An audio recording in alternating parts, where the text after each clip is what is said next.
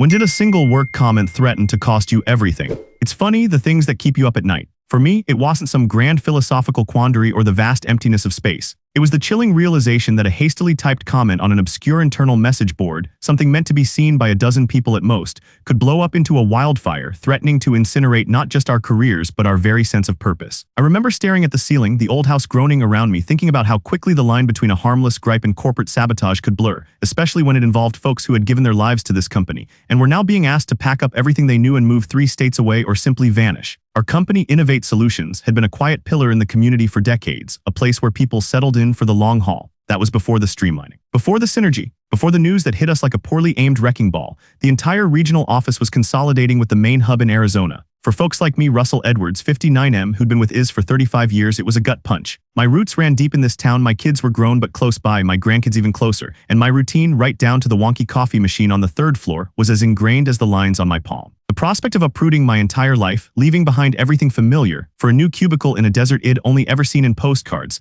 felt less like a career opportunity and more like a forced exile. The initial announcement had been delivered by Mark Petrov, 30M, our newly minted regional director, an authority figure who looked like he'd been sculpted from pure corporate ambition. He wore suits that looked expensive even when casual, spoke in crisp, unaccented tones, and had a habit of keeping his hands clasped in front of him, as if holding himself together or perhaps holding us at arm's length. When he'd first arrived 6 months prior, fresh out of some prestigious business program, there had been a buzz of anticipation. Young blood, new ideas. We old-timers had been cautiously optimistic, hoping for a breath of fresh air, not a gale force wind that would rip us from our foundations. Mark had delivered the news of the relocation with a practiced neutrality that felt utterly dehumanizing. He spoke of strategic alignment and operational efficiencies, while a room full of people in their 50s, 60s, and even 70s stared at him, their faces a mixture of disbelief and quiet desperation. He concluded by saying that comprehensive relocation packages would be offered, and for those unable or unwilling to move, generous severance packages would be discussed. The word generous hung in the air, tasting of ashes. The news had spread through the office like a particularly nasty virus. Lunch breaks became somber strategy sessions, coffee machine conversations morphed into shared laments. The older folks especially felt the brunt of it. Who hires a 60-something in a new city without existing connections, and who uproots a whole life to move somewhere they've never been, leaving behind doctors, friends, and family.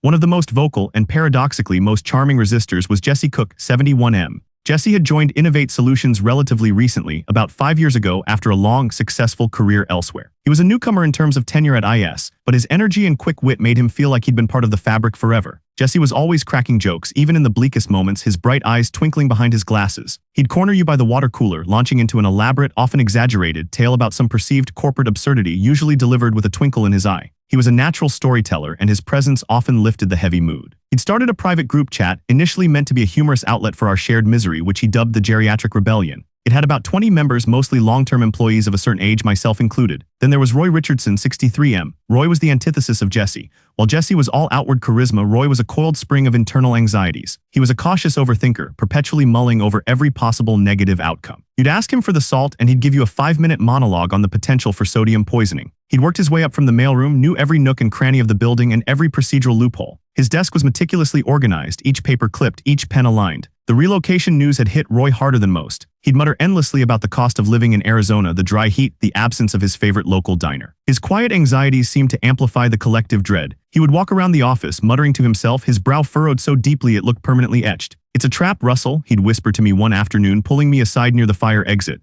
"They want us to quit, they don't want to pay severance." His paranoia, while sometimes amusing, was also deeply contagious. Brenda Wright, 75F, my friend for over 40 years, both inside and outside the office, took the news with a competitive bite. Brenda was never one to back down from a challenge. She still walked 3 miles every morning and played competitive bridge on weekends. "Russell, we're not just going to roll over, are we?" she declared over a particularly watery cup of office coffee. Her voice was usually raspy from years of talking and, well, being Brenda. "Mark thinks he can just steamroll us, the young whippersnapper. I'll show him. I'll fight him tooth and nail." She saw everything as a contest, even our collective misery. I admired her spirit, but sometimes it felt like she was gearing up for a wrestling match when all I wanted to do was curl up in a ball. The weeks that followed the announcement were a surreal blur of mandatory information sessions and one-on-one meetings with HR. Mark Petrov presided over these sessions with a calm, almost dispassionate air. He never raised his voice, never showed a flicker of emotion, even when a nervous tremor ran through the room as he discussed the logistics of moving personal belongings or the intricacies of the new healthcare plans. He was a master of corporate speak, and his words, while technically informative, felt hollow, devoid of any genuine empathy. I remember one session where he spent 20 minutes detailing the precise dimensions of the new cubicles, complete with floor plans, as if that would somehow make the forced exodus more palatable. It only made the reality more stark. My own internal struggle was a messy one. On one hand, the thought of starting over at my age in a new state was exhausting. On the other, the severance package, while generous on paper, felt like a pittance for 35 years of loyalty. I saw my colleagues, people I'd shared decades of my life with, looking increasingly defeated. Some were quietly updating their resumes, others were already clearing out their desks, their spirits visibly broken. I found myself caught between the pragmatic need to secure my future and a simmering resentment that felt wrong to ignore. Brenda kept texting me links to articles about employee rights and wrongful termination lawsuits. Roy just kept repeating, "It's a trap, Russell, a trap." One particularly dreary Tuesday morning, about 2 months after the initial announcement, the tension in the office was palpable. The first wave of severance packages had been distributed to those who had already opted not to relocate, and the mood was like a funeral. Jesse, ever the provocateur, had posted something in the Geriatric Rebellion group chat that morning. It was a cartoon of a corporate executive holding a giant broom, sweeping a bunch of old, disgruntled employees into a dustbin labeled Arizona. It was crude, but it perfectly captured the prevailing sentiment. It got a lot of laughing emojis and A+ Jesse comments. Later that day, an email landed in our inboxes from Mark Petrov. Subject: Important update regarding internal communications. It was a stern reminder about the company's social media policy, specifically mentioning internal communications platforms and the expectation of professionalism and respect. It didn't explicitly mention Jess's group chat, but the timing felt too coincidental to be random. A chill ran down my spine. Someone had complained, or worse, someone was monitoring our private chats. I quickly scrolled through the group, looking at the recent comments. Most were innocuous, shared frustrations, but some in hindsight bordered on insubordination. Roy had even posted a lengthy, rambling diatribe about corporate fascism earlier that week, which I had chuckled at the time but now seemed alarming. The very next day, things started to unravel. Roy, looking paler than usual, pulled me aside. "Russell," he whispered, his voice thin with panic, "Jesse's been called into Mark's office. An HR rep is there too." My stomach dropped. I knew this was about the chat. Jesse, for all his charisma, sometimes lacked a filter. My mind raced back to his recent posts, the cartoon, some of his more pointed remarks about Mark. I felt a wave of nausea. This was it. This was the start of the disaster. Jesse emerged from Mark's office an hour later looking unusually subdued. His usual spark was dimmed. He walked past us, past me, his eyes fixed straight ahead, and went directly to his desk. He started packing up his personal items slowly, deliberately. The office fell silent. You could hear the rustle of paper, the quiet click of a stapler. It was a horrifying sound. No one said a word, but the message was clear. Jesse was gone. The news spread like wildfire, even without official confirmation. Jesse Cook, one of our own, had been let go for violating company policy. The unofficial word was it was about his insubordinate posts in the chat. The initial shock quickly turned to a cold, simmering anger. It wasn't just Jess's job, it was a clear warning shot, a declaration of war. Brenda immediately texted me, "See, Russell, they're picking us off one by one. This is exactly what I mean. We can't let them get away with this." Her competitive edge had sharpened into something more dangerous. The next few days were excruciating. The atmosphere in the office was like a tomb. People spoke in hushed tones, avoided eye contact. We all knew our digital lives were being scrutinized. Some people quickly left Jess's chat group afraid. Others, like me, stayed but went silent.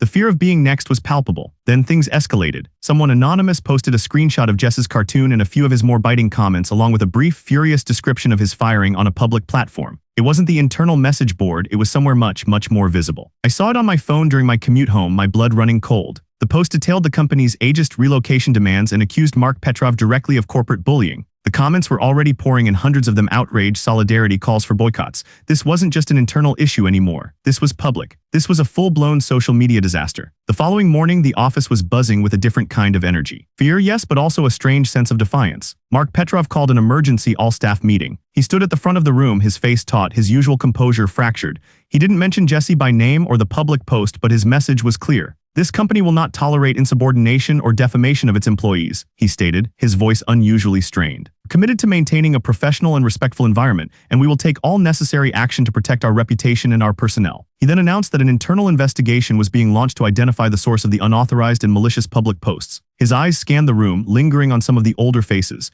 It felt like an accusation. That afternoon, I found Roy in the break room, staring blankly at the coffee machine. He looked utterly shattered. "Russell," he mumbled, his voice barely audible, I think I know who did it." My heart pounded. "What, who?" I asked, leaning in close. Roy looked around nervously, then whispered, "It was a mistake. I thought it was private. I didn't mean for it to get out there." My mind flashed back to his paranoia, his rambling diatribes. Roy, the cautious overthinker who never risked anything, who worried about every single detail, had somehow in his anxiety accidentally ignited this powder keg. He looked up at me, his eyes wide with terror, then pointed vaguely at his desk. "My phone, it must have been. I was trying to send it to Brenda. I got confused. The new app, it's so confusing." He looked like he was about to throw up. The realization hit me like a physical blow. Roy, in a moment of technological fumbling, had accidentally taken our private frustrations, our collective pain, and broadcast it to the world. And now the company, led by a newly vulnerable Mark Petrov, was actively hunting for the culprit. We were trapped. What do we do now? We were trapped. What do we do now? Roy's confession hung in the air, thick with the smell of stale coffee and desperation. His face was a mask of sheer terror, eyes darting, every muscle in his body rigid. "Roy," I said, my voice barely a whisper, "are you sure? How could you mess that up?" He wrung his hands, a habit he only exhibited under extreme duress. "I was trying to send it to Brenda. Just Brenda." I was on my phone checking the article she sent about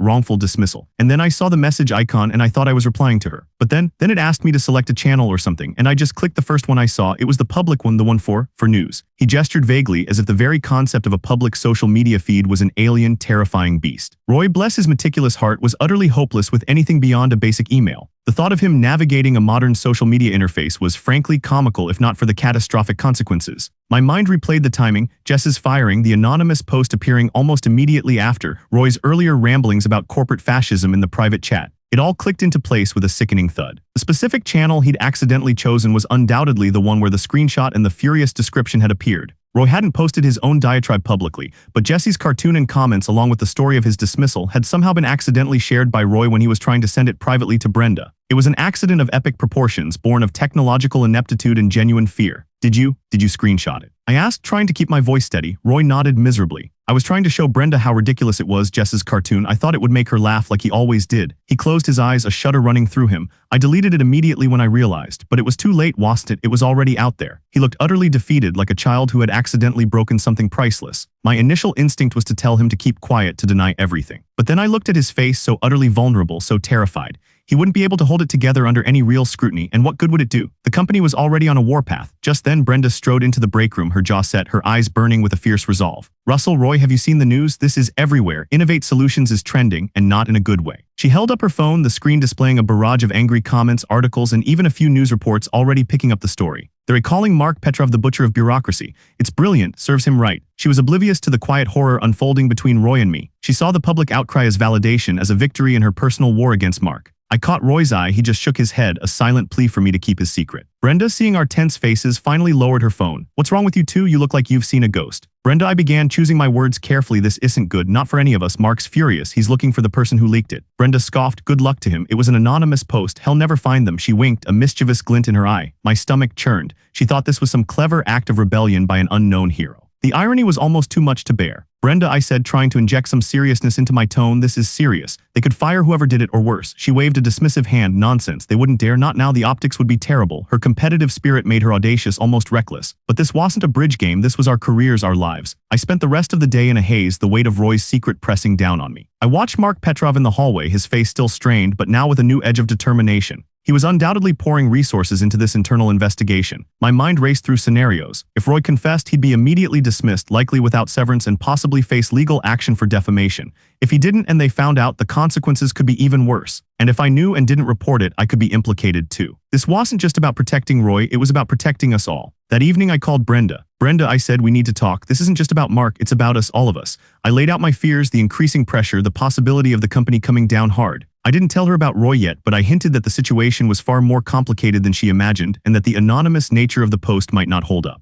Her competitive fire for once seemed to dim slightly in the face of genuine uncertainty. "So what do you suggest, Russell?" she asked, her voice losing some of its usual bite. "We just let them steamroll us, let them get away with firing Jesse?" It was clear she was struggling with the idea of not fighting back, but also with the scale of the disaster. "No," I said, a nascent plan forming in my mind. "We don't let them steamroll us, but we have to be smart about it. We have to be strategic. This isn't a brawl, it's a chess match." 2 weeks later, the corporate office was still a battleground, albeit a silent one. The public outcry had gained significant traction, fueled by news outlets eager for a story about corporate greed and an aging workforce. Innovate Solutions stock had taken a hit, and their public relations team was working overtime, issuing generic statements about their commitment to their employees and the misinformation being circulated. Inside the office, the hunt for the leaker was relentless. HR had begun conducting individual interviews, ostensibly to discuss workplace culture but clearly aimed at identifying the culprit. Mark Petrov, while still composed, now had a permanent shadow under his eyes. The pressure was getting to him too. He was no longer just the corporate, ambitious young man. He was now a man under siege, his career potentially on the line. Brenda, after our conversation, had shifted her focus from pure competitive rage to strategic planning. She still wanted to fight, but now she was looking for vulnerabilities, legal leverage. She was surprisingly proving to be an excellent researcher, spending hours poring over employment law and company policies. She had found several precedents, stories of companies being sued for age discrimination and constructive dismissal. "Russell, listen to this," she'd say, her voice hushed but excited, pulling me into an empty meeting room. "This case in Ohio, they offered relocation packages that were deliberately untenable just to force older employees to quit. It's exactly what Mark is doing." Her competitive drive, when channeled, was a formidable asset. Roy, on the other hand, was a wreck. He was convinced he would be found out any minute. He'd started taking long, rambling walks around the office, avoiding eye contact, muttering to himself more than ever. His meticulous desk had become a chaotic mess of half-opened files and crumpled tissues. My heart ached for him. He was a good man, terrified and out of his depth. I knew I couldn't let him take the fall alone, especially not for an honest mistake. And I couldn't let Brenda go into this fight blind, not knowing the full truth. It was a terrible burden carrying his secret, but it also solidified my resolve. This wasn't just about my future anymore, it was about standing up for people who had nowhere else to turn. It was about loyalty, something I realized I valued far more than corporate allegiance. The hardest conversation was with Jesse. I met him for coffee at a diner a few blocks from the office. He looked tired, but his usual sparkle hadn't completely vanished. He still managed a weak joke about being unemployed and unsupervised. I told him about Roy. I laid it all out, the accidental leak, Roy's genuine terror, the way his fumbling with technology had inadvertently turned his fear into a public spectacle. Jesse listened, his expression shifting from surprise to understanding and finally a quiet, almost sad resignation. "Poor Roy," he murmured, shaking his head. "He means well, he always does." He didn't express anger, no bitterness, just a profound weariness. "So what now, Russell? They're going to crucify him, aren't they? And then what? Come for the rest of you." His pragmatism cut through my carefully constructed optimism. "Not if we can help it," I said, looking him in the eye. "Brenda's been looking into legal options, age discrimination, constructive dismissal. We think we have a case. And you're firing Jesse, it's a key piece of it. It's retaliation." Jesse raised an eyebrow. "You think Mark Petrov, the corporate golden boy, is going to back down because a few old-timers threaten a lawsuit?" There was a hint of his old mischievous skepticism. "He's vulnerable now, Jesse. The company's reputation is in tatters. They don't want a messy lawsuit, not with all this public attention." He considered this, stirring his coffee slowly. "So you want to use my misfortune as a weapon?" he finally asked, a wry smile playing on his lips. "As a lever," I corrected. "To get them to negotiate, to give us all a fair shake, and to get you reinstated or at least a proper severance." He leaned back, a thoughtful expression on his face. Russell Edwards turning into a revolutionary in his golden years, who'd have thought? But there was a spark of something in his eyes, a flicker of his old fighting spirit. "Okay, Russell, tell me more about this lever." A month had passed since Roy's accidental broadcast, and the situation had evolved from a chaotic public relations nightmare into a delicate, high-stakes negotiation. The company's public image was still suffering, and the media, now primed for the story, continued to report on the Innovate Solutions controversy. Calls for boycott were still circulating, and recruitment efforts had stalled. This sustained pressure was our strongest weapon. Mark Petrov, I noticed, was no longer the inscrutable corporate automaton. The cracks in his polished veneer were becoming more apparent. He looked genuinely haggard, his movements less confident, his shoulders slightly slumped. I saw him in the hallway one afternoon talking on his phone, his voice low and strained. He wasn't just a representative of the company's agenda. He was a human being, caught in the crossfire of his superiors' demands and a deeply unhappy workforce. I wondered if he was starting to question the efficiencies he had so dispassionately championed. Our small group, the geriatric rebellion in spirit if not in name anymore, had grown bolder. Brenda had prepared a detailed dossier of legal precedents, company policy breaches, and a carefully compiled list of grievances, including Jess's firing. We had consulted with an employment lawyer, recommended by Brenda's competitive bridge partner, who specialized in age discrimination cases. He was cautious but optimistic, noting the sheer volume of negative publicity as a significant advantage. "They won't want this to go to trial," he'd advised. "It's a public relations disaster waiting to explode into a legal one." The crucial turning point came during another round of individual HR interviews. This time I went in with a clear strategy. I didn't confess Roy's mistake directly, but I subtly shifted the narrative. I spoke about the widespread fear among older employees, the feeling of being discarded, the immense pressure to relocate or accept inadequate severance. I mentioned the psychological toll of Jess's sudden dismissal, implying it was a heavy-handed tactic that backfired spectacularly. I spoke calmly, rationally, making it clear that this wasn't just about one anonymous post, but about a deep-seated problem within the company culture concerning its older workforce. I also hinted very subtly at the legal advice we had sought, phrasing it as exploring all options to protect ourselves. The HR representative, a perpetually calm woman named Ms. Davies, shifted uncomfortably in her seat. She didn't deny anything, only repeated company platitudes, but I could tell my words had landed. That afternoon, Mark Petrov called a meeting. Not an all-staff meeting, but a select gathering. Myself, Brenda, Roy, who looked like he was about to pass out, and two other senior employees who had been particularly vocal in their discontent. Mark stood at the head of the large conference table, flanked by Ms. Davies.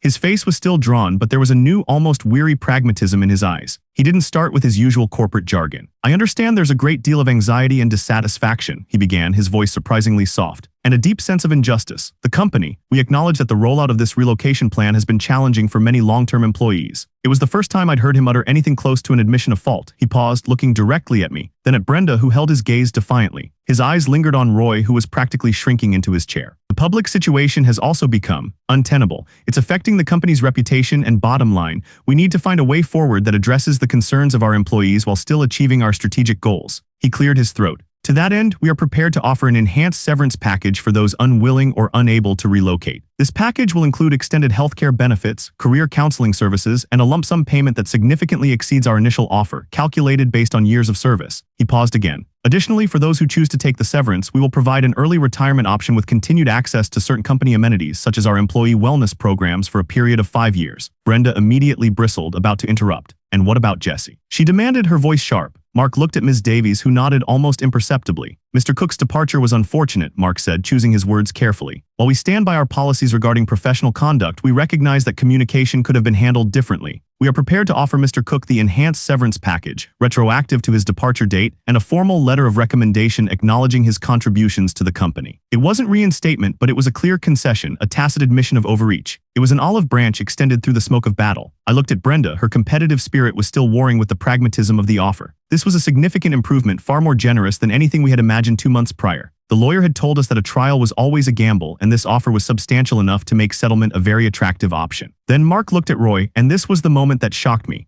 Mr. Richardson, he said, his voice quiet, I understand you've been under considerable stress. We value your long service to the company. He didn't mention the leak directly. He didn't accuse. He chose empathy, or at least a highly calculated form of it. The investigation into the public post is still ongoing, but given the circumstances and the wider context of this situation, the company is prepared to offer you the enhanced severance package as well, should you choose to accept it without prejudice. Without prejudice, it was a lifeline, a way out for Roy without public humiliation or legal repercussions. Roy, who had been holding his breath throughout the entire exchange, let out a shaky gasp. He looked at me, his eyes wide with a mixture of relief and disbelief. I gave him a slight reassuring nod. This was it. This was the opening we needed. Brenda was the first to speak. We'll need to review the exact terms, of course, she said, her voice still firm, but the confrontational edge softened. And we'll need to discuss this with Jessie. Mark nodded. Of course. We'll provide the detailed documents by end of day. We hope you will consider it seriously. Driving home that evening, the weight of the past few months began to lift. It wasn't a complete victory, not a total reversal of the relocation, but it was a meaningful resolution for many. Mark Petrov, I realized, wasn't just a corporate villain.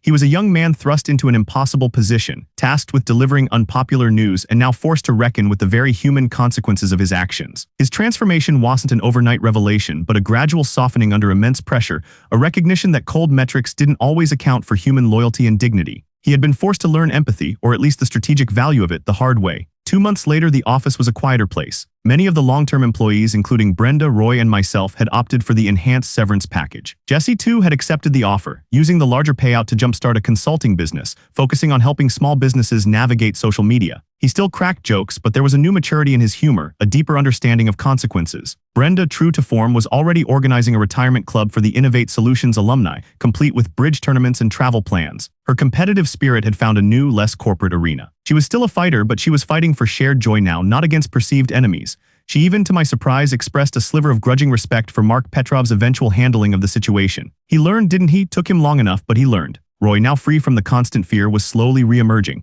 He was still cautious, still prone to overthinking, but the terror was gone. He'd confessed his accidental leak to Brenda, who, after an initial burst of incredulous laughter, had simply shaken her head and said, "Only you, Roy, only you." He was still adjusting to retirement, finding new routines, but he looked visibly lighter, as if a great burden had been lifted from his shoulders. He was even trying to learn how to use a tablet, though he still called it that glowing slab of confusion. I found myself reflecting on the whole ordeal, sitting on my porch swing watching the leaves turn. The social media disaster, accidental as it was, had been a catalyst. It had forced a powerful corporation to look beyond its spreadsheets and see the human cost of its decisions. It had forced Mark Petrov to adapt, to understand that leadership sometimes required more than just adherence to policy. And it had forced me to step out of my comfortable, quiet life and take a stand. I hadn't wanted to be a revolutionary, but sometimes, life pushed you into roles you never imagined. I had seen the blurred lines between harmless gripe and corporate sabotage, but I had also seen the blurred lines between corporate efficiency and human cruelty. I had learned that sometimes the most powerful acts of defiance weren't grand gestures, but quiet determination, strategic thinking, and the unwavering loyalty to those who, like me, just wanted to secure their sense of purpose, even if it meant letting go of a job that no longer served them. The future was uncertain, but for the first time in a long time, it felt like it was truly my own. The house still groaned, but now the only thing keeping me up at night was the excitement of what new chapter lay ahead.